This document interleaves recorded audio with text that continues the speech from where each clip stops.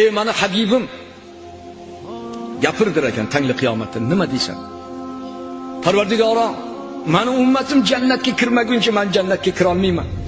Ummatim jahannamda azoblansa men jannatda qanday rohat qilaman? Menga va'dang bor edi. Ummatingni, ya'ni ummatingga shafaat qilasan degan izn berilishi menga aytildi. Shafaat izmini menga bergin Allohim deganda, mani so'zim haq. Ey mani habibim, ummatingni chaqir va jannat sari yetaklab olib ketgin deganda, ya ummatim deganlarda Allohu akbar deb o'rnlaridan turib bir-birlarini sevinch yoshlaridan tabriklab, ya'ni guruh bo'lib janob Rasul akram sallallohu alayhi vasallam orqalaridan jannat sari yetalanib ketaveradilar. Va shu so'zni esingizdan chiqazmanglar.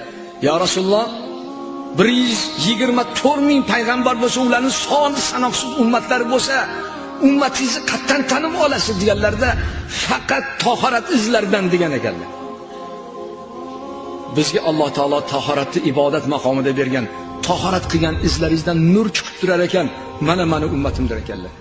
Betahorat, benamozlar kim qilar ekan? Ya Rasululloh, men sizni davringizda keluvdim.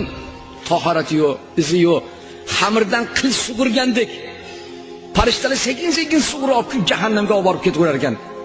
Ya'ni janob Rasululloh uyalib qolmasinlar deb. Shuning uchun bitta shior umrbod esingizdan chiqazmang.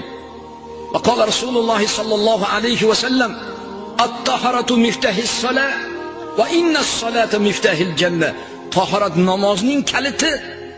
Namoz bu jannat kaliti. Tahorat yo'q, namoz yo'q, namoz yo'q, jannat yo'q. Shuni unutmang.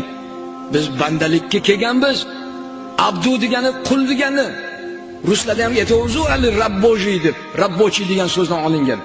Biz Alloh taologa qulchilikka kelganmiz. Qo'limizdan kelgancha ibodat qilib Allohni rozi qiling. Mehnat qilsangiz mehnatingizga baraka, xonadoningizga nur, barakat, tanajoningizga salomatlik ato qiladi. Meni deganlarni deydi Alloh, men yo'qlayman. Salom alaysiz qolmaydi.